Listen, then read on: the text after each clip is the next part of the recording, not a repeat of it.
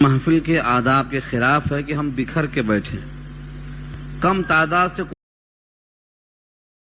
دل جمعی کے ساتھ اکٹھا بیٹھیں تو شیطان بیچ میں خلل نہیں ڈال پاتا، کوشش ہی نہیں کرتا، وہ مایوس ہو جاتا۔ سنت کے مطابق بیٹھنے کا یہ فائدہ ہے کہ جو بات کہی جائے گی وہ دل میں اترے گی، اور جب بکھرے ہوئے بیٹھیں گے تو دماغ میں وساوس پیدا ہوں گے، خیالات منتشر ہوں گے اور وقت گزر جائے گا، بات پلے نہیں پڑے گی۔ تو سب سے پہلے ہمیشہ یاد رکھیں، جب تک بیٹھیں دل جمعی کے ساتھ بیٹھیں۔ یہاں تو گھنٹوں بیٹھنے کی بات نہیں ہے، پورے ہفتے میں 1 گھنٹہ لیا جاتا ہے آپ سے، اس لیے پوری توجہ کے ساتھ انہماک کے ساتھ سنیں۔ یہ 2 آیتیں گزشتہ ہفتے میں ہو چکی تھی، قل اللہم سے لے کر بغیر حساب تک 2 آیتیں، آیت نمبر 26 اور 27 یہ گزشتہ ہو چکی ہیں۔ مجھے امید ہے کہ آپ نے زبانی یاد بھی کر لیا ہوگا، میں نے یاد اسی واسطے کیا ہے تاکہ یاد دہانی ہو جائے۔ ہر فرض نماز کے بعد سورہ فاتحہ، آیت الکرسی اور آیت شہید اللہ جو پیچھے گزری، اور یہ 2 آیتیں قل اللہم سے لے کر بغیر حساب تک جو بندہ سمجھ کر شعور کے ساتھ پڑھے گا، اللہ تعالیٰ اس کو حضرت القدس یعنی مقام مخصوص میں جگہ عطا فرمائیں گے، اور اس کے لیے 70 حاجتیں پوری کریں گے، اور اس پر 70 مرتبہ نگاہ رحمت ڈالیں گے۔ اللہ کی رحمت 1 مرتبہ پڑ جائے تو بہت کافی ہے، 70 مرتبہ نگاہ رحمت پڑے گی، لیکن یہ سب پڑھنا کب ہے؟ فرض نماز کے بعد۔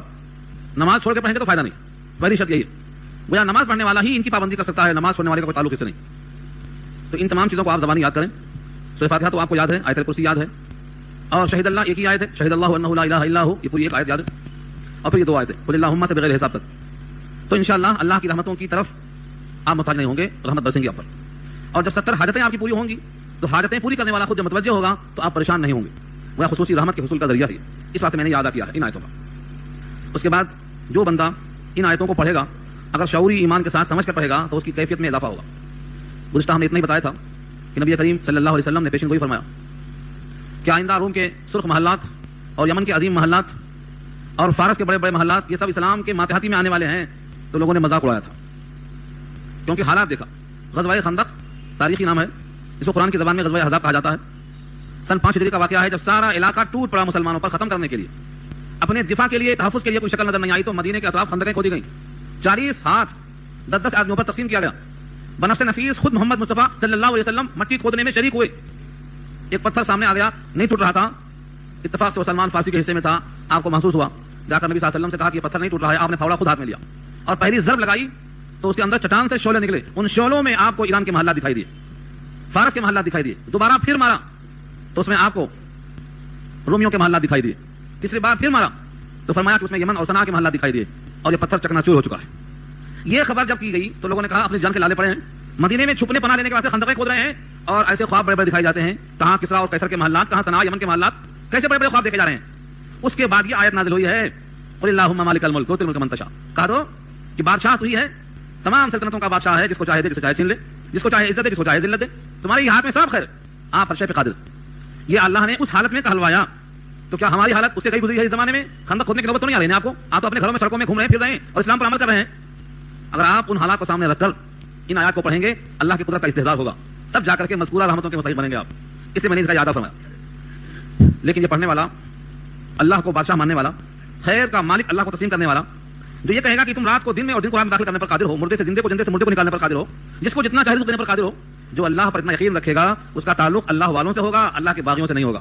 یہ اگلی آیت میں کہا جا رہا ہے لا يتخذ المؤمنون الكافرين اولياء من دون المؤمنين، نہ بنائیں مومن کافروں کو دوست ایمان والوں کو چھوڑ کر۔ یہ آیت ہی نہیں ہے، قرآن پاک میں کئی مقام پر یہ آیت آئی ہے۔ سورہ ممتحنہ 28واں پارہ، یہ آیت وہاں موجود ہے دوسرے انداز۔ مومن آدمی مومن سے دوستی کرے گا، یعنی جو اللہ کا بندہ ہے وہ اللہ کے بندوں سے قریب ہوگا، اللہ کے دشمنوں سے قریب کیسے ہو سکتا ہے؟ ایک مقام پہ تو فرمایا ترہبون به عدو اللہ وعدوکم، اللہ کے دشمن کو اور تمہارے دشمن کو تم مرعوب کرنے کی خاطر اکٹھا ہو، تیاری کرو۔ وَأَعِدُّوا لَهُم مَّا اسْتَطَعْتُم مِّن قُوَّةٍ وَمِن رِّبَاطِ الْخَيْلِ تُرْهِبُونَ بِهِ عَدُوَّ اللَّهِ وَعَدُوَّكُمْ، گھوڑے تیار کرو، آلے جہاد تیار کرو، کس کے لیے؟ تمہارے دشمن اور اللہ کے دشمن کو مرعوب کرنے کے لیے۔ تو اللہ کا دشمن کس کا دشمن ہے؟ ہمارا بھی دشمن ہے، جو ہمارے رب کا نہیں وہ ہمارا بھی نہیں۔ بھلا یہ ممکن ہے کہ ایک بندہ اللہ کا ہو اور پھر اللہ کے دشمن سے دوستی کرتا ہو؟ کہنے کو بات بہت آسان ہے۔ پھر شیطان کس کا دشمن ہے؟ شیطان آدم سے لے کر اب تک دشمنی کر رہا ہے، اس سے ہم دوستی کیوں کر رہے ہیں؟ اگر آپ صبح سے شام تک جائزہ لیں تو ہم دشمنی نہیں کر رہے ہیں، اس سے دوستی کر رہے ہیں۔ قد آدم آئینے میں کھڑے ہو کر گریبان پکڑ کے خود سے پوچھو کس کس مقام پر شیطان کی اتباع کر رہے ہیں؟ اللہ نے کہا کلام پاک میں انہ لکم عدو مبین، تمہارا کھلا دشمن ہے، تمہارے باپ دادا آدم سے لے کر اب تک ہر ایک کا دشمن ہے۔ اس نے علل اعلان چیلنج کیا ہے کہ میں تمہارے پیچھے چلنے والوں کو جہنم میں لے کر جاؤں گا، چھین کر لے جاؤں گا، رات دن صبح شام آگے پیچھے نیچے اوپر ہر طرف سے آؤں گا، ولا تجد اکثرهم شاکرین، ان میں سے اکثر کو آپ شاکر نہیں پائیں گے، نہ شکر کر دوں گا۔ اتنا چیلنج کرنے والا اور پھر ہم اسی کی بات ماننے چلے جا رہے ہیں۔ اور اگر کہا جاتا ہے کہ اس کی اتباع نہ کرو تو ہم میں سے بہتوں کو برا لگتا ہے، وہ سمجھتے ہیں کہ بھلا ہم اس کی اتباع، لیکن صبح سے شام تک جو ہم کام کرتے ہیں ٹھیک کرو، میں نشاندہی نہیں کرنا چاہتا. صبح سے شام تک کتنے کام ہیں جو اللہ کی خاطر کر رہے ہیں آپ, اور کتنے کام ہیں جو اللہ کے دشمن شیطان کی خاطر کر رہے ہیں. ٹک کر کے دیکھو شام میں, گن لو شام تک. تو اس آیت میں کہا جا رہا ہے کہ مومن دوستی کرے گا مومن سے, کافروں سے دوستی نہیں کرے گا. کبوتر اڑتا ہے کبوتر کے ساتھ, اور کوا اڑتا ہے کوے کے ساتھ, اور باز اڑتا ہے باز کے ساتھ. کنت ہم جنس با ہم جنس پرواز, کبوتر با کبوتر باز با باز. آپ تو اللہ کے بندے ہیں, اور آپ کا لباس, آپ کا حلیہ, آپ کا کھانا پینا, آپ کی ساری تہذیب اللہ کے دشمن کی طرف چلی گئی. یہ کیسے ہو سکتا ہے؟ اللہ نے یہی فرمایا لا يتخذ المؤمنون الكافرين اولیاء من دون المؤمنین. اور بین یہی آیت انشاءاللہ پھر آئے گی سورہ مائدہ کے اندر. سورہ مائدہ میں فرمایا یا ایھا الذین آمنوا لا تتخذوا الکافرین اولیاء من دون المؤمنین. کافروں کو دوست نہ بناؤ. اس قسم کی آیتوں کو جمع کیا ہے ہمارے دشمنوں نے, اور الزام لگایا ہے کہ اسلام میں رواداری نہیں, محبت نہیں, خلوص نہیں, ملنساری نہیں, بھائی چارگی نہیں, قومی یکجہتی نہیں, پیار و محبت نہیں. اس قسم کی آیتوں کو لے کر جوڑا ہے. حالانکہ یہ تعمیر غلط ہے, ہر عید پہ غلطی ہے. نبی کریم صلی اللہ علیہ وسلم نے غیر مسلموں سے تعلق قائم کیا ہے, وہ ان آیتوں سے تعارض نہیں ہے, لیکن لوگوں کو سمجھانا مشکل ہے. مکہ فتح ہو گیا, سارے مجرم سامنے ہیں, سر جھکائے ہوئے ہیں, کیونکہ لڑنے کی طاقت آج نہیں باقی ہے. 10,000 خون آشام تلواریں صحابہ کی شکل میں پیچھے کھڑی ہیں, اشارہ ہو ان کو ختم کر دیں. ان میں وہ بھی تو تھے جنہوں نے زینب کو حالت حمل میں اونٹ سے دھکیل دیا تھا, وہ مجرم بھی سے موجود ہیں. جنہوں نے غزوہ وحد میں چچا حمزہ کو شہید کیا تھا, وہ مجرم موجود ہیں. سارے مجرمین موجود ہیں. کیا انتقام لینا ممکن نہیں تھا؟ لیکن کیا کیا آپ نے؟ لا تثریب علیکم اليوم اذهبوا فانتم الطلقاء. آج تم پر کوئی الزام نہیں, کوئی مواخذہ نہیں, تم سب آزاد. تو اس آیت کو بیس بنا کر نبی صلی اللہ علیہ وسلم کے ان تعلقات کو دکھا کر تعارض ہے, تعارض نہیں ہے. سمجھو تعلقات کی 4 قسمیں ہیں. تعلقات کی 4 قسمیں ہیں. مومن کا تعلق مومن سے ہوگا, چاروں درجے میں جائز ہے. سب سے پہلی قسم کا نام ہے قلبی تعلق, جذباتی لگاؤ, دل کی گہرائیوں سے محبوبیت کا درجہ, کہ جب وہ مارا جاتا ہے میدان کارزار میں تو ہم یہاں راتوں میں آہیں بھرتے ہیں, ملال ہوتا ہے. جب ایک مسلمان کو افغانستان میں مارا جاتا ہے تو ہمارے دل سے آہ نکلتی ہے. یہ کیا ہے؟ یہ قلبی تعلق ہے. جیسے سارا جسم ہمارا مربوط ہے, اگر پاؤں میں کانٹا چبھتا ہے تو آنکھ روتی ہے. بنی آدم آز آئے ایک دیگرن, جتنے بنی آدم ہیں سب ایک عضو کی طرح ہیں. اگر ایک انگلی کٹ جائے, کاٹی جائے تو آنکھوں سے آنسو برستا ہے. سارے عالم میں جب کہیں مسلمانوں پر ضرب پڑتی ہے تو جس کے دل میں ایمان کی عظمت ہوتی ہے وہ مومن راتوں میں ترستا ہے, رب کریم سے دعائیں کرتا ہے, روتا ہے, لرزتا ہے. یہ کون سا تعلق ہے؟ یہ قلبی تعلق ہے. اس کا نام ہے ہمارے کلام پاک کی زبان میں موالات. موالات کے معنی رازدارانہ تعلق, گہرا تعلق, قلبی تعلق, والہانہ تعلق. یہ مومن کا مومن سے جائز ہے, مومن کا کافر سے جائز نہیں ہے.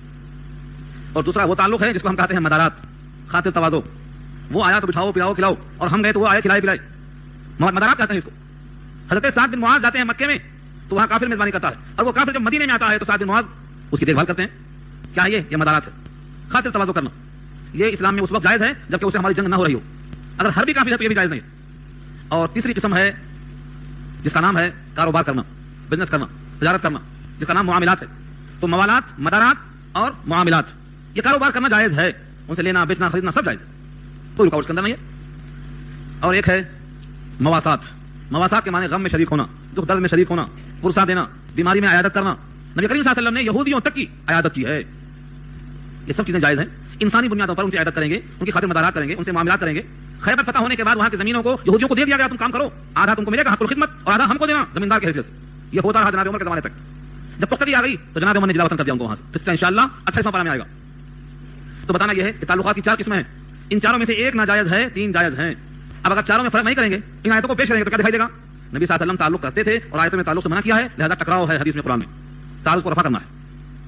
بس اوقات ایسا ہوتا ہے کہ ایک مومن قلب کے اندر جو راز ہے وہ کسی کافر میں ظاہر کر دینا چاہتا ہے, تو اوپر سے تنبیہ آ گئی.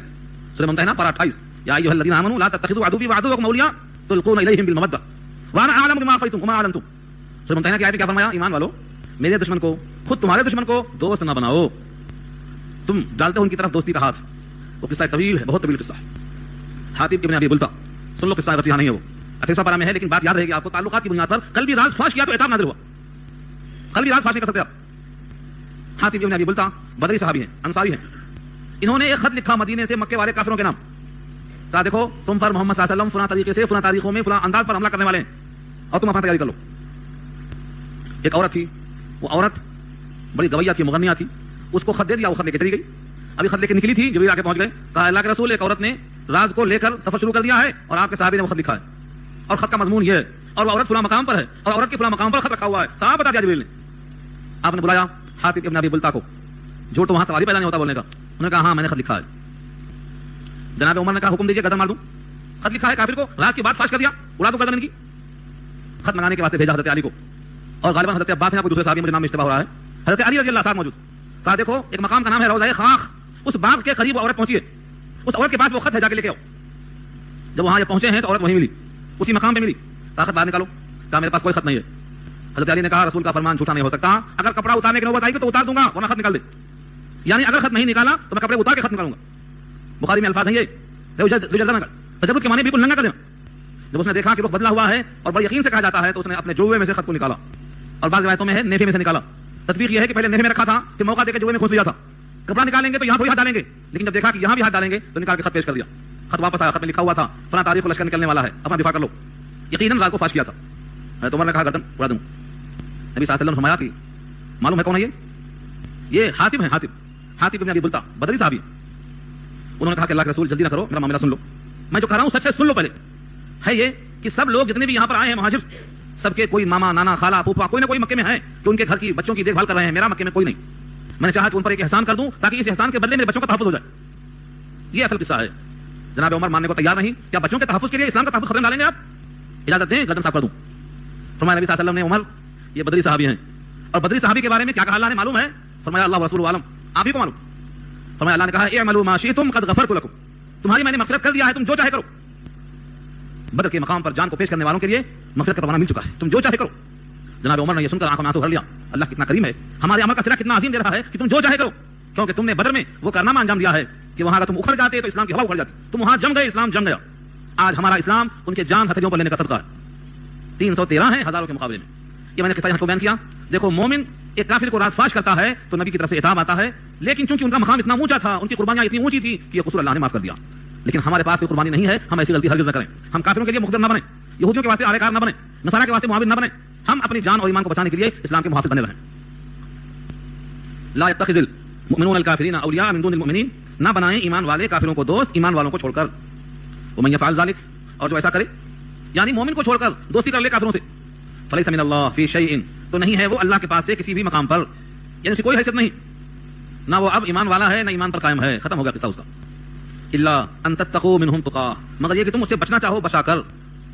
اسی کو کہا ہے سورہ انفال کے اندر او متحیزا او متحرفا للقتال، یا تم پیترا بدل کر تحفظ چاہتے ہو تو اس طرح پیچھے بھاگنا جائز۔ اور یہاں فرمایا کہ اگر تمہیں کافروں سے تحفظ مقصود ہے، تمہاری جان خطرے میں ہے، تو تم ان سے تعلق کا اظہار کرو تاکہ تمہاری جان بچے۔ یعنی ان سے دوستی کرنے کی ایک شرط ہے کہ تم اگر بچنا چاہتے ہو ان کے شر سے، تو بطور شر سے بچنے کے اتنی ہی مقدار تم ان سے بچ سکتے ہو اور تم ان سے تعلق قائم کر سکتے ہو۔ الا ان تتقوا منهم تقا، اب اس جملے کو لے کر کے ہر شخص کہے گا کہ مجھے کافروں سے ڈر ہے، اسی واسطے میں گنیش جی کا چندہ دے دیتا ہوں، اسی واسطے میں فلاں کام کر دیتا ہوں۔ اگر یہ بندہ کا عمل اللہ کی نگاہ میں واقعی اتنا مضر ہے کہ اس کی جان کو، مال کو، عزت کو، آبرو کو خطرہ ہے، تب تو الا ان تتقوا منهم تقا میں گنجائش ہے اس کے لیے، بچ جائے گا۔ لیکن اگر یوں ہی سرسری لیتا ہے اس کو اور یوں ہی حرام مقام پہ خرچ کر دیتا ہے تو پھر مال پر دو سوال ہوگا، مال کہاں سے کمایا ایک سوال، اور مال کہاں خرچ کیا دوسرا سوال، یہ لازم ہے۔ تو اگر اتنا سنگین مسئلہ نہ ہو تو غلط مقام پر پیسہ خرچ نہیں کرنا چاہیے۔ ایسے موقع پر کیا ہوتا ہے، لوگ ڈراتے ہیں، دھمکاتے ہیں، برے نتائج کی دھمکیاں دیتے ہیں۔ اللہ کیا فرماتے ہیں اس کے بعد، وَيُحَذِّرُكُمُ اللَّهُ نَفْسَهُ، اللہ تم کو ڈراتا ہے اپنی ذات سے۔ وَيُحَذِّرُكُمُ اللَّهُ نَفْسَهُ، اللہ تم کو ڈراتا ہے اپنی ذات سے۔ تم بتاؤ تمہارے دل میں کس کا ڈر زیادہ ہے، اللہ کا یا اللہ کے غیر کا؟ اگر تم نے اللہ کے غیر کی دھمکیوں سے مرعوب ہو کر کے اس کی بات مان لیا تو گویا تم نے اپنے دل کے اندر اللہ کا ڈر کم، غیر اللہ کا ڈر زیادہ پایا۔ یہ ایمان کے کمزوری کی دلیل ہے۔ اور آخر میں فرمایا وَإِلَى اللَّهِ الْمَصِيرُ، لوٹنا تو اللہ کی طرف ہے، نتیجے کے اعتبار سے انجام کار کہاں ہے، اللہ کی طرف۔ کب ہے، کیسے ہے؟ جب رات میں آپ سوئیں گے تو آپ کی روح کون لیتا ہے؟ اللہ ہی لیتا ہے۔ ہر رات میں آپ کی روح اللہ قبض کر لیتا ہے۔ جب آپ سوتے ہیں تو روح کہاں جاتی ہے؟ اللہ يتوفى الانفس حين موتها والتي لم تمت في منامها۔ یہ منام کیا ہے؟ نیند۔ نیندوں میں روز ہماری روح اللہ قبض کر لیتا ہے، جو روزانہ قبض کر لیتا ہے وہ ایک آخر دن ضرور قبض کرے گا۔ تو وہی المصیر، لوٹنا کی طرف ہے، اللہ کی طرف لوٹنا ہے۔ جب اللہ کی طرف لوٹنا ہے، اللہ کی طاقت زیادہ ہے، تو ہمیں اللہ کے ذات سے ڈرنے کے بجائے اللہ کے غیر سے نہیں ڈرنا چاہیے، نتیجہ نکلتا ہے۔ اور جو بندہ ایسا نہیں کرتا، حیرت سے سوال ہوتا ہے اس سے۔ سورہ زمر کے آخر میں یہ بحث آئے گی 24واں پارہ میں، الیس اللہ بکاف عبدہ ویخوفونک بالذین من دونہ، کیا اللہ اپنے بندے کے واسطے کافی نہیں ہے؟ حالانکہ اس بندے کو ڈراتے ہیں اللہ کے غیر سے۔ یہی بات کہی گئی وہاں پر، الیس اللہ بکاف عبدہ، کیا اللہ بندے کو کافی نہیں؟ ویخوفونک، اور آپ کو ڈراتے ہیں اس کے غیر سے۔ تو دنیا والے ڈراتے رہیں گے لیکن مومن اللہ سے ڈرتا رہے گا۔ قل ان تخفوا ما فی صدورکم او تبدوه یعلمہ اللہ، یہ دوسرا سبق ہے۔ یعنی اگر کوئی زبان سے کہا دے ہمیں اللہ کا ڈر ہے لیکن حقیقت میں ڈر کسی اور کا ہے، تو جیسا آج بہت ہو رہا ہے، کتنے لوگ ہیں ہم تو اللہ سے ڈرتے ہیں بولتے، حالانکہ ڈر کسی اور کا ہے۔ ہم اللہ کی بات مانتے ہیں بولتے، لیکن مانتا ہے پیسے والوں کی بات، دل میں ایک، زبان پہ ایک، یعنی کہ اس کی زبان اس کے قلب کی ترجمان نہیں ہے، زبان ایک بولتی ہے دل ایک بولتا ہے۔ یہ ایسے موقع پر ہوتا ہے، اس واسطے لگے ہاتھوں صاف کر دیا، قل کہہ دو ان تخفوا، اگر تم چھپاؤ گے، ما فی صدورکم، ما فی صدورکم، اس چیز کو جو تمہارے سینوں میں ہے، صدور صدر کی جمع ہے، صدر کے معنی سینہ، ما فی صدورکم، جو تمہارے سینوں میں ہے، اگر تم چھپاؤ گے، او تبدوہ, یا اس کو ظاہر کرو گے, یعلمہ اللہ, اللہ اس کو جانتا ہے. تم چھپاؤ تب بھی جانتا ہے, ظاہر کرو تب بھی جانتا ہے. یہ کیوں کہا؟ ایسا نہیں چلتا فریب کہ ڈر تو غیر اللہ کا ہے اور زبان سے بولتے ہیں ہمیں اللہ کا ڈر ہے. ڈرتے دوسروں کی دھمکیوں سے ہیں اور کہتے ہیں کہ ہم اللہ سے ڈرتے ہیں. یہ زبان سے کہنا کافی نہیں ہے, قلب میں کیا ہے وہ جانتا ہے. اللہ ہم سب کو اپنا خوف, اپنی عظمت, اپنا جلال نصیب فرمائے. یہ دعا کرنا ہے. اس سے پہلے سبق آ چکا ہے. یعلم خائنۃ الاعین وما تخفی الصدور, آنکھوں کی خیانت وہ جانتا ہے اور دلوں کے راز سے واقف ہے. چوریاں آنکھوں کی اور سینوں کے راز جانتا ہے, سب کو تو اے بے نیاز سب جانتا ہے. ویعلم ما فی السماوات وما فی الارض, اور جانتا ہے جو کچھ آسمانوں میں ہے اور جو کچھ زمینوں میں ہے. صرف تمہارے قلب کی باتوں کو نہیں, جو کچھ زمین و آسمان کے درمیان سب جانتا ہے. اور صرف جاننے پر محدود نہیں, واللہ علی کل شیء قدیر, ہر شے پہ قادر ہے. جاننے پر قادر ہے, جان نکالنے پر قادر ہے, تمہیں غلبہ دینے پر قادر ہے, تمہیں مغلوب کرنے پر قادر ہے, سب چیزوں پر قادر ہے. اللہ نے کبھی نہتھا لوگوں کو, مسلح لوگوں کو فتح دیا ہے, کبھی قلیل کو کثیر پہ غلبہ دیا ہے. وکم من فئۃ قلیلۃ غلبت فئۃ کثیرۃ باذن اللہ, بہت سفا ایسا ہوا ہے کہ چھوٹی جماعت بڑی پر غالب آ گئی. بدر ہی نہیں, بہت سے موقع ایسے آئے. تو اللہ ہر شے پہ قادر ہے. اس قدرت کا اظہار کب ہوگا, کتنی دفعہ ہو چکا ہے, لیکن ہمارے قلب میں جو کچھ ہے اچھا یا برا, اس کو عملی شکل میں کب ظاہر کیا جائے گا؟ فرمایا یوم تجد, جس دن پائے گا, کل نفس, ہر نفس, ما عملت, جو کچھ عمل کیا ہے, من خیر, بھلائی میں سے, کیسا پائے گا؟ محضرا, حاضر کیا ہوا. یہ محضرا کیا ہے؟ محضر, جو کچھ آپ نے کیا تھا عمل سب کو حاضر و موجود پائے گا. سبحان اللہ کہا تھا پائے گا, نمازیں پڑھی تھی پائے گا, صدقہ دیا تھا پائے گا, السلام علیکم کہا تھا پائے گا, راستے سے کانٹا ہٹایا تھا پائے گا, سنت کی ترغیب دی تھی پائے گا. ایک ایک عمل کا صلہ موجود پائے گا. یہاں تک اگر رائی کے دانے کے برابر نیکی ہے تو موجود پائے گا, ذرہ برابر خیر و شر ہے تو موجود پائے گا. یہ ہم کہہ دیتے ہیں, یقین نہیں آتا. خندہ پیشانی کے ساتھ کسی سے ملنا اور راستہ بتا دینا, اس کا صلہ بھی موجود پائے گا. بخاری کی روایت میں ہے, داہنے جیب میں پیسہ تھا اور بوقت حاجت بائیں جیب میں ہاتھ ڈالا اور دل میں خطرہ لگا کہ شاید پاکٹ غائب ہو گئی. پھر مان خیال آیا شاید اس جیب میں ہو, ہاتھ ڈالا تو موجود پایا. فرمایا اس وقت میں جو جھٹکا لگا ہے, اس جھٹکے کا ثواب موجود پائے گا. مثال دے کے بتایا کریں, ایک ایک لمحے میں جو ہم نے کیا کرتے ہیں سب موجود پائے گا. یوم تجد کل نفس ما عملت من خیر محضرا وما عملت من سوء, اور جو برائی کیا وہ بھی پائے گا.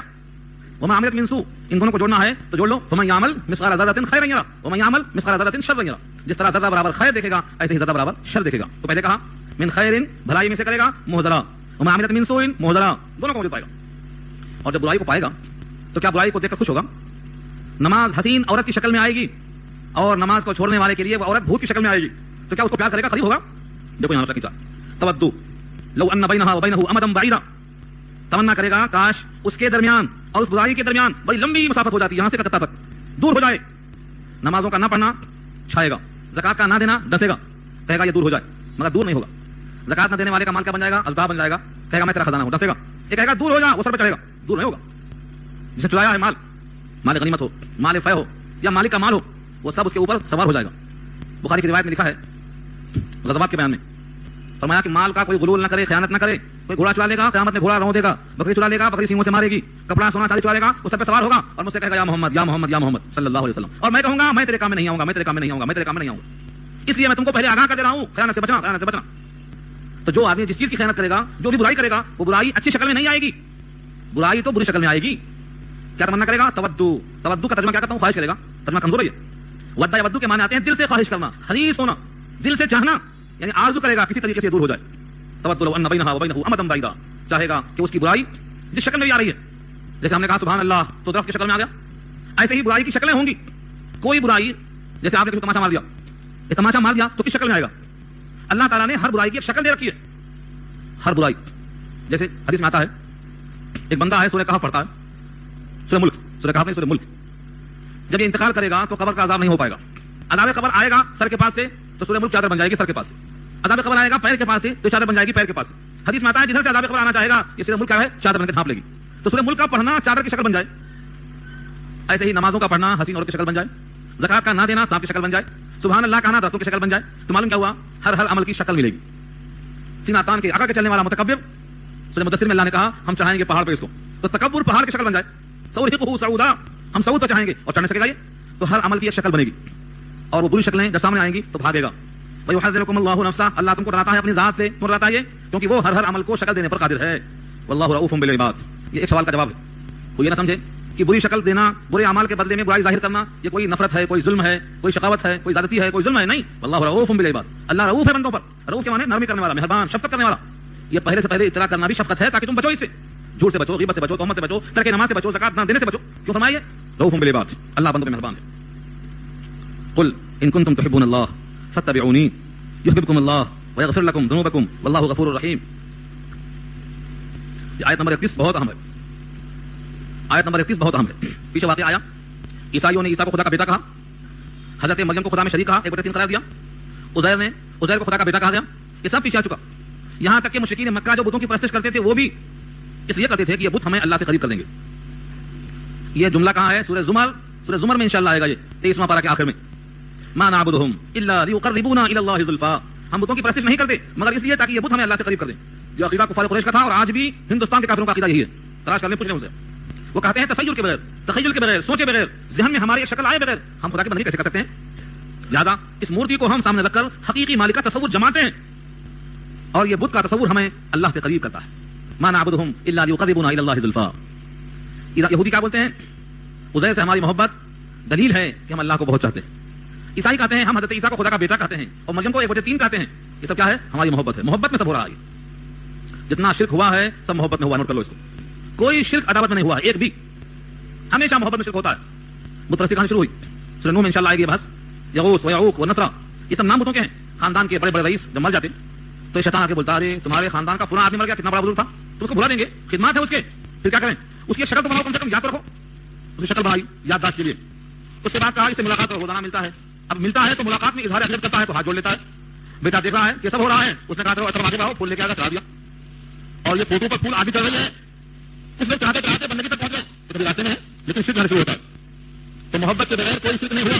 حضرت مریم کو محبت میں خدا میں قریب کیا گیا, حضرت عیسیٰ کو محبت میں خدا کا بیٹا کہا گیا, حضرت عزیر کو محبت میں خدا کا بیٹا کہا گیا.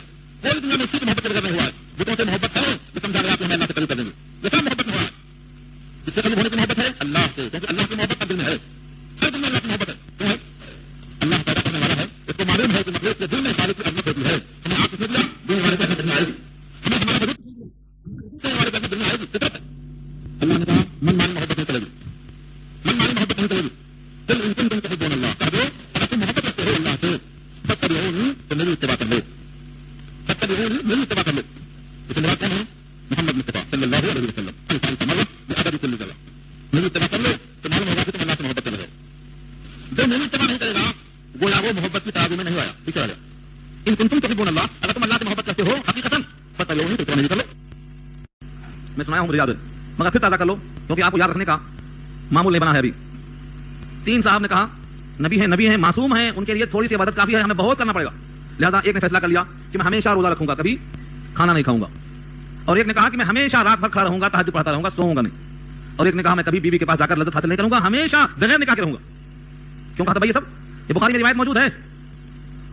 تینوں نے اپنے عمل کو نبی کے عمل کے مقابلے میں کم تر حقیر سمجھا. کہا نبی تو گناہگار ہوتے نہیں, معصوم ہیں, مغفور ہیں, مشکور ہیں, محبوب ہیں, تھوڑا سا عمل بھی کافی ہے, ہمیں تو بہت کرنا پڑے گا. لہٰذا یہ فیصلہ کر لیا. نبی صلی اللہ علیہ وسلم کو اطلاع ہوئی تو آپ نے تحقیق حال کے واسطے بلایا. کہا تم تینوں نے ایسا فیصلہ کر لیا ہے؟ فرمایا ہاں, اور اس کی وجہ یہ ہے کہ ہمارے اعمال بہت کم ہیں.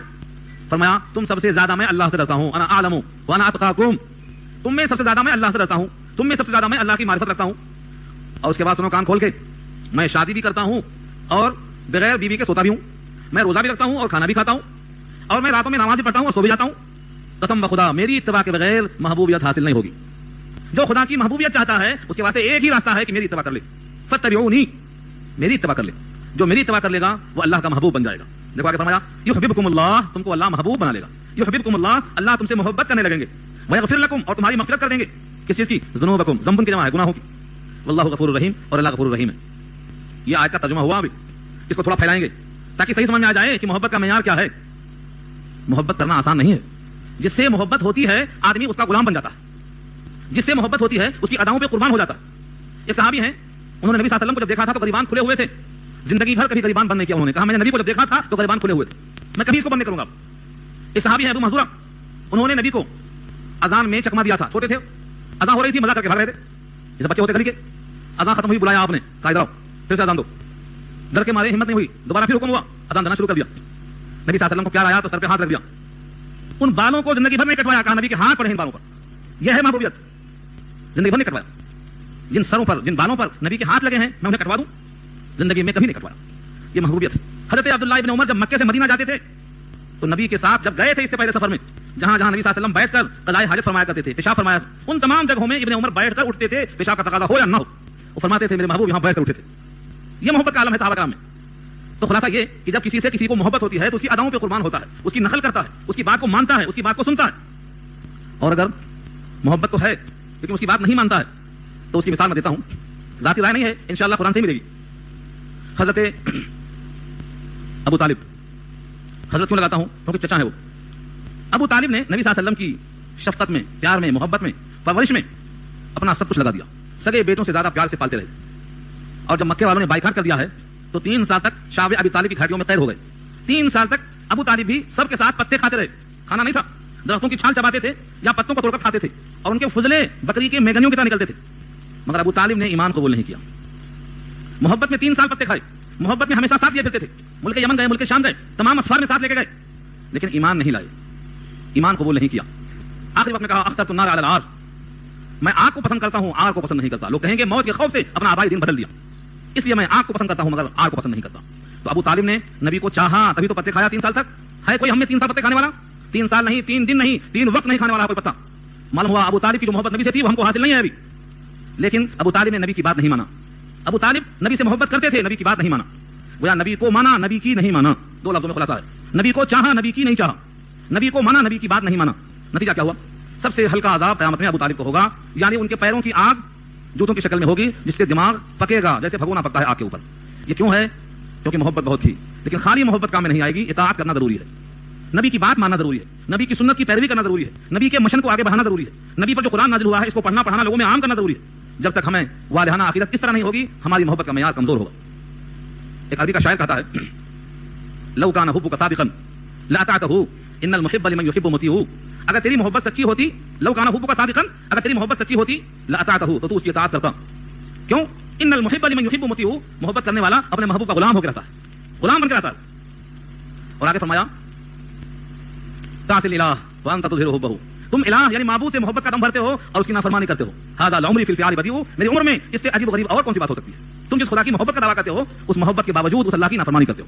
معلوم یہ ہوا جو جس سے محبت کرتا ہے اسی کی طرح لباس ہوتا ہے, ویسا ہی حلیہ ہوتا ہے, ویسا ہی فکر ہوتی ہے, ویسی ہی شب و روز کی دھن ہوتی ہے, وہی کام ہوتا ہے, وہی مشغلہ ہوتا ہے, وہی مچن ہوتا ہے. نبی کا نام لے کر دنیا چمکانے والے یہ حبیب نہیں ہوتے نہ محبوب ہوتے. صحابہ کرام نے فاقہ کیا, 1 دن 2 دن 3 دن نہیں, فاقوں کو فاقہ کیا. ایک حدیث سناتا ہوں, ایک صحابی آئے, کہا اللہ کے رسول صلی اللہ علیہ وسلم مجھے آپ سے بڑی محبت ہے. یہ کیوں کہا تھا؟ آپ کا حکم ایک اور تھا, جب کسی سے محبت ہو تو کہہ دیا کرو مجھے آپ سے محبت ہے, تاکہ اس کے دل میں بھی تمہاری محبت پیدا ہو جائے. اظہار کر دیا کرو, کیونکہ قاعدہ یہ ہے فرشتے اول در دل معشوق پیدا می شود, پہلی محبت کی معشوق میں پیدا ہوتی ہے, اس میں چاہت پہلے پیدا ہوتی ہے. تو کہہ دیا کرو مجھے آپ سے محبت ہے, اور جس کو محبت ہوگی قیامت میں اسی کے ساتھ اس کا حشر ہوگا, چاہے کتنا ہی دور ہو. تو صحابی آئے, انہوں نے کہا اللہ کے رسول مجھے آپ سے بڑی محبت ہے. آپ نے کہا سوچ کے بولو, سمجھ کے بولو, کیونکہ مجھ سے جو محبت کرتا ہے اب سوچ لے اس کے پاس فاقہ آئے گا, دولت کی پہ نہیں آئے گی. کیونکہ میرے گھر میں جو اثاثہ ہے اس کی حالت دیکھ لو, ایک دن ایک ٹکڑا رہ گیا خیرات کرنے سے تو اثر کی نماز سلام پھرتے ہی کمرے کے اندر پہنچ گیا خیرات کرنے کے لیے, تو مال کا اسٹاک نہیں رہتا وہاں. آخری دن جب وفات ہوئی ہے اس دن بھی آپ کی زرہ یہودی کے یہاں رحم رکھی ہوئی تھی. بخاری کے الفاظ ہیں, آپ کی زرہ یہودی کے یہاں 36 کلو جو کے عوض میں رحم رکھی ہوئی تھی. بخاری کے الفاظ موجود ہیں. جو کھانے کی چیز ہے, ضرورت کی چیز ہے, جبکہ آپ کے پاس 9 بیویاں تھیں. معلوم کیا ہوا؟ جو محبت کرے گا وہ فاقے کی طرف جائے گا, مصائب کی طرف جائے گا, مصیبتیں اسے گھیر لیں گی. لیکن سچی محبت ہوگی تو فاقوں کی پرواہ نہیں کرے گا, سچی محبت ہوگی. وہ صحابی جب بار بار کہتے رہے تو آپ نے کہا سنو, جو جس سے محبت کرے گا اسی کے ساتھ رہے گا, اسی کے ساتھ رہے گا. اور یہ کیوں فرمایا؟ صحابی فرماتے تھے کہ اللہ کے رسول صلی اللہ علیہ وسلم ہم آپ سے بہت چاہتے ہیں, آپ کو دیکھے بغیر قرار نہیں آتا, آپ کا مقام بہت دور ہے, بہت اونچا ہے, بہت بلند ہے, اور ہم اگر بخشے بھی گئے, جنت میں گئے بھی تو کہیں نیچے رہیں گے, ہم اس بلندی پہ کہاں پہنچ سکتے ہیں؟ کیسے آپ کو دیکھیں گے, کیسے قرار آئے گا؟ آپ نے کہا جو جس سے محبت کرتا ہے اللہ تعالیٰ اس کو اس کے ساتھ رکھتے ہیں. اس پر آیت نازل ہوئی, 5واں پارہ سورہ نساء کے الفاظ ہیں. یہ آیت پڑھ کے دیکھ لینا, یہی شاید ملے گا انشاءاللہ. ومن يطع الله والرسول فاولئک مع الذین انعم الله علیہم من النبیین والصدیقین والشہداء والصالحین. جو رسول کی اطاعت کرے گا, اللہ کی اطاعت کرے گا, وہ ان کے ساتھ ہوگا جن پہ انعام ہوا, یعنی نبی, صدیق, شہید, صالح, چاروں کے ساتھ ہوگا. تو اطاعت کرو, محبت کے ساتھ کرو, تو نبی کے ساتھ قیامت رہنے کا موقع ملے گا. جو نبی سے محبت کرے گا, اطاعت کے جذبے کے ساتھ کرے گا, اللہ اس کو عطا فرمائیں گے. لیکن یہ محبت ایسی ہو جو حقیقی ہو, زبانی ہوگی تو نہیں چلے گی. قل ان کنتم تحبون اللہ, کہہ دو اگر تم محبت رکھتے ہو اللہ سے, فاتبعونی, تو میری اتباع کرو, یحببکم اللہ, تمہیں اللہ محبوب بنا لے گا, ویغفر لکم ذنوبکم, تمہاری خطاؤں کو معاف کر دے گا. اللہ غفور الرحیم ہے, یعنی بہت بخشنے والا, مہربان ہے. اس آیت سے ہمیں ایک بات اور معلوم ہوئی کہ پیدائشی طور پر ہر قلب میں اللہ کی عظمت ہے, ہر قلب میں اللہ کی عظمت ہے. لیکن اس عظمت کا تقاضا یہ ہے کہ جس اللہ نے اپنے محبوب کو نمونہ کامل بنا کر بھیجا ہے, ہم اس نمونہ کامل کو اپنا لیں, ہو بہو نقل کر لیں. وَإِن تُطِيعُوهُ تَهْتَدُوا, قرآن کے الفاظ ہیں وَإِن تُطِيعُوهُ تَهْتَدُوا, اگر تم نبی کی اطاعت کر لو گے, ہو بہو, تُطِيعُوهُ کا ترجمہ کرتا ہوں ہو بہو, من وعن جو کا تو, کوئی کمی ذاتی کے بغیر, تہتدوا, ہدایت پا جاؤ گے, ہدایت مل جائے گی. کسی بھی معاملے میں کمی ذاتی کرنے کا کوئی اختیار نہیں. ایک آخری روایت بہت پیاری یاد آئی, اگر کوئی دین میں کمی ذاتی کرے گا, نبی صلی اللہ علیہ وسلم کے لائے ہوئے دین میں ادنا سی زیادتی اور ادنا سی کمی تو اس کا انجام کیا ہوگا؟ محبت اور اطاعت اور اتباع نبی. فرمایا جمیع ما جاء به الرسول، تمام وہ احکامات جو نبی لائے ہیں ان پوروں کو ماننا. یہ ہے فتبعونی. کچھ کو مانتا کچھ کو نہیں مانتا. جو مرضی موافق مزیدار ہے، کھانے کے بعد کی سنت وہ تو نہیں بھولتا، لیکن تہجد کی سنت روز بھول جاتا، وہ یاد نہیں آتی کبھی. مال کو جمع کرنے کے واسطے جواز کی ترین تلاش کر لیتا ہے، لیکن فاقوں کے ایام یاد نہیں آتے. ایک ایک رات میں ایک آیت میں گزر جاتے ہوئے پاؤں کا ورم یاد نہیں آتا. نبی صلی اللہ علیہ وسلم کے پاؤں میں ورم آتا تھا. ورم کیسے آتا تھا؟ کھڑے کھڑے. یہ تمام چیزیں یاد نہیں آتی ہیں، کمی ذاتی کر لیتا. محشر کے میدان میں حوض کوثر پر نبی کریم صلی اللہ علیہ وسلم اپنے ہاتھوں سے جام لے کے کھڑے ہوں گے، اپنے پیارے امتیوں کو پلا رہے ہوں گے. اللہ تعالیٰ اپنے فضل و کرم سے ہم سب کو جام عطا فرمائے. جام پیش کر رہے ہوں گے، اور ایک بار جو پی لے گا پھر کبھی بھی زندگی میں پیاسا نہیں ہوگا. لا تزمع بعدها ابدا. اس پینے کے بعد کبھی پیاسا نہیں ہوگا. سب کو پلائیں گے. بھر بھر کے جام بزم میں چھلکائے جاتے ہیں. کچھ ایسے ہیں جو دور سے ترسائے جاتے ہیں، دور سے دیکھتے رہیں گے، آنا چاہیں گے. فرشتے انہیں روک دیں گے. آپ کہیں گے آنے دو، یہ میرے اپنے ہیں، آنے دو. تو فرشتے کیا کہیں گے؟ یہ میرے ذاتی الفاظ نہیں ہیں، نبی کے الفاظ ہیں. انک لا تدری ما احدثوا بعدک، انک لا تدری ما احدثوا بعدک. اے نبی صلی اللہ علیہ وسلم، آپ کو نہیں معلوم کہ انہوں نے آپ کے دنیا سے جانے کے بعد دین کو کیسا خراب کر دیا تھا. جب یہ جملہ سنیں گے تو فرمائیں گے سحقا سحقا لمن بدل بعدی. جنہوں نے میرے بعد دین کو بدل ڈالا، میرا لایا ہوا دین تبدیل کر دیا، دوری ہو دوری ہو. نفرت کا اظہار فرما دیں گے، اور وہ جام کوثر سے ہمیشہ کے لیے محروم ہو جائے گی. اور جو جام کوثر سے محروم ہوگا وہ شفاعت کبریٰ سے محروم ہو جائے گا. اور جب رحمت عالم ہی منہ پھیر لیں گے تو اور کون ملے گا سفارش کرنے والا. اس لیے دین کو جو کا تم مانو، جیسا ہے ویسا مانو. اپنی خواہش، اپنی منمانی اور کسی دنیا والوں کی چاہت پر قربانی نہیں چلنے والی ہے. نبی صلی اللہ علیہ وسلم کا دین محبت کے مطابق مانو، تب جا کر کے یہ وعدہ پورا ہوگا. اس کے بعد لگے ہاتھوں صاف کر دیا. قل اطیعوا اللہ والرسول، اطیعوا اطاعت کرو. اطیعوا اللہ والرسول، اللہ کی اطاعت کرو، رسول اللہ کی اطاعت کرو. فإن تولوا، بس اگر پیٹ پھیر لے تو فإن اللہ لا يحب الکافرین، تو اللہ کافروں کو پسند نہیں کرتا. یعنی جو اللہ کی اطاعت نہیں کرتا، رسول اللہ کی اطاعت نہیں کرتا، گویا وہ کافر ہے، اللہ اس کو دوست نہیں رکھتا. یہاں اتنا ہی کہا. سورہ احزاب آیت نمبر 36 میں فرمایا ومن يعص الله ورسوله فقد ضل ضلالا مبینا. جو اللہ رسول کا فرمانی کرے گا وہ کھلی گمراہی میں پڑے گا. کھلی گمراہی میں کوئی ہو، کہیں کا بھی ہو. اللہ کی اطاعت، رسول کی اطاعت اصل ہے دین، اور اللہ کی نافرمانی اور اللہ کے حبیب کی نافرمانی یہ کھلی گمراہی ہے. اب تصدیق کرنا آپ کی ذمہ داری ہے. سب سے بڑا ذخیرہ قرآن کریم ہے. قرآن کریم میں جو کچھ لکھا ہے سب نبی نے کر کے بتایا ہے. پہلے اس کو ہضم کرنا پڑے گا، اس کو یاد کرنا پڑے گا، اس کو دل میں بٹھا لینا پڑے گا، تاکہ معلوم ہو جائے کن سے اللہ راضی ہوتا اور کن سے ناراض ہوتا ہے.